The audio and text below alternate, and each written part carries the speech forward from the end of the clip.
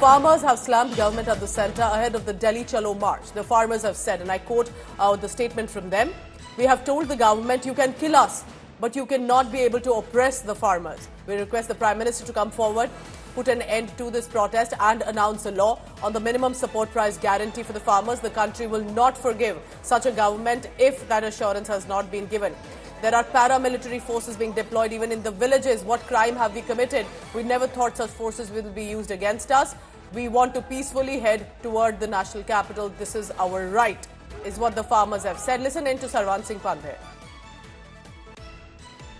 और हमने जो प्रधानमंत्री जी को अपील की थी, जो कोशिश की थी इस मोर्चे में शांति रहे और हमारे किसान मजदूर की जो सरकार है खून की प्यासी ना हो, हम आज भी आग्रह करेंगे प्रधानमंत्री महोदय से, आगे आइए और इस मोर्चे का शांतिपूर्ण जो हल है वो करने के लिए आप एमएसपी गारंटी का कानून बनाने की अनाउंसमेंट कीजिए। तो इसके लिए इसके बाद इस मोर्चे को पीसफुली रखा जा सकता है, लोगों की जो भावना है उसको कंट्रोल किया जा सकता है।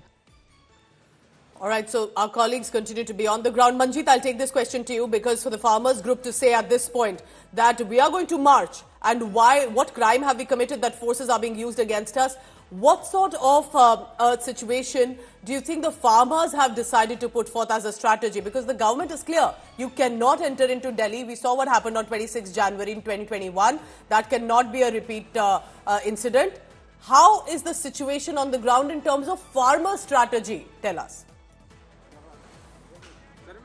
Well, Pooja, we are at Shambhu border from the Ambala side. Shambhu border is located at a distance of just over 500 meters from this side. Just look at the heavy police deployment here at this point of time.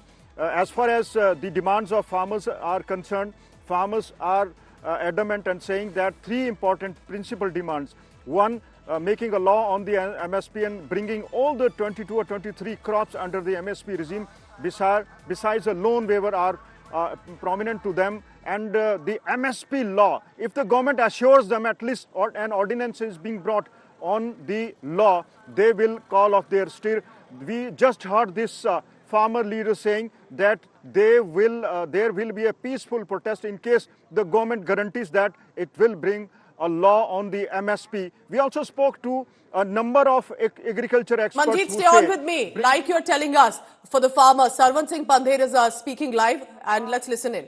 Head of state आगे आए और वो कहे कि हम MSP guarantee कानून बनाने के लिए तैयार हैं, ठीक है, आगे इससे आगे बढ़ा जा सकता है और स्थिति को शांत किया जा सकता है। जो हमें नजर आ रहा है, यहाँ एक एक माँ का एक एक बेटा है। हम अपनी ओर से बिल्कुल पीसफुली रहेंगे, पर जो हमने देखा कि केंद्र अर्धसैनिक फोर्सों के द्वारा किसान और मजदूर की आज खून की होली खेलेगा। हम कहते हैं आपका दायित्व बनता है, हमने भी प्रधानमंत्री बनाने के लिए वोट डाली होगी, दी होगी। ये देश सभी का है, प्रधानमंत्री सभी के हैं, उनको आगे आके परिस्थितियों को संभालना चाहिए और हमारी मांगे मान लेनी चाहिए। 1.5-2 लाख करोड़ रुपया ज्यादा बड़ी रकम नहीं है, इसके ऊपर 60% किसान निर्भर कर रहे हैं। खेत मजदूर जोड़ लें तो देश की 80% आबादी बनती है। तो हमारी पूरा प्रयास है कि पीसफुली रहेंगे, अथवा अगर केंद्र को ऐसा लगता है अभी मांग मानने में कोई उसे दुचित्ती आ रही है, तो हम कहते हैं प्रधानमंत्री जी, संविधान की रक्षा करना आपका दायित्व है, आप संविधान की रक्षा कीजिए। हमें पीसफुली प्रोटेस्ट करने के लिए ये नाका खोल के दिल्ली जाने का इजाजत दे दीजिए। ये संविधान है क्या देश के किसान मजदूर का, इससे गतिरोध खत्म हो जाएगा और आगे भी हमारे जवान है, इधर किसान है, वो भी हमारे परिवारों से है, हम भी अपने हैं। इसलिए हम नहीं चाहेंगे कि हम ऐसा कुछ हो जो देश को आज दुखद तस्वीरें देखने में सामने आए, और हम अपनी ओर से कोई प्रहार नहीं करेंगे, पीसफुली रहेंगे। अब केंद्र के पाले में कि वो आने वाले समय में क्या फैसला करते हैं। देखिए, जैसे मेरे साहब ने बताया कि हमारी मंशा किसी तरह का भी अशांति पैदा करना हमारा निशाना नहीं है, ना कोई हमारी इसके ऊपर कोई प्रेस्टीज इशू है कि हम तो ऐसा किए बगैर रह नहीं सकते। लेकिन बात ये है कि हमने दिल्ली जाने का प्रोग्राम बनाया, ये आज से नहीं बना, ये 7 नवंबर की हमने कॉल दे रखी है। 7 नवंबर से लेकर अगर आज सरकार ये कहे कि समय कम है हमारे पास, तो मुझे लग रहा है सरकार की ये टाल मटोल की नीति है। सरकार को ऐसा ना करते हुए देश के किसान मजदूर के पक्ष में फैसला लेना चाहिए। किसान देश का किसान है, देश के किसान ने देश को सेल्फ डिपेंड किया है, दिन रात मेहनतें की हैं। 7 लाख के करीब आज तक किसान सुसाइड कर चुका है।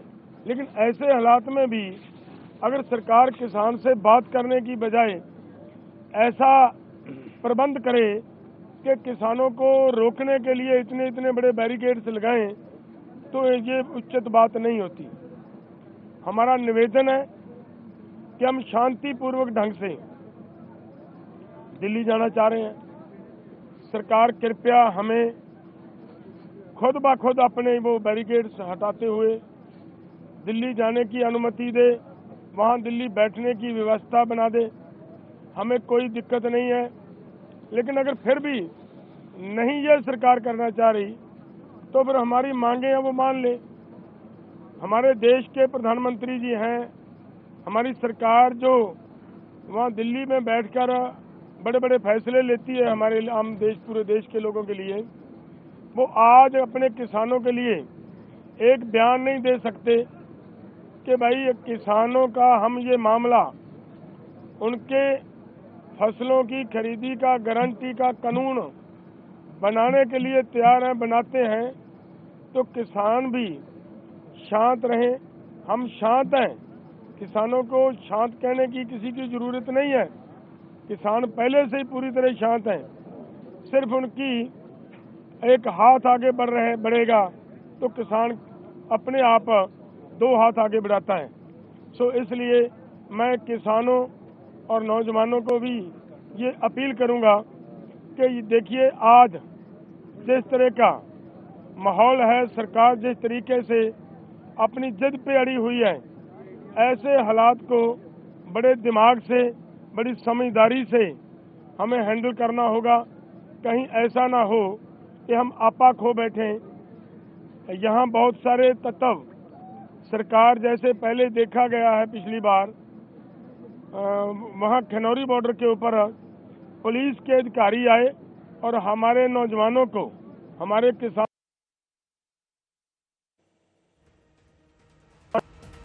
All right, so these, and they're very categorically stating that we do not intend to indulge in any sort of violent measures, but the government is not listening and the government must adhere to what the farmers are demanding. Why is there no clarity on that? That's what these farm leaders are saying. But remember, for now, 4 rounds of talks in 1 week.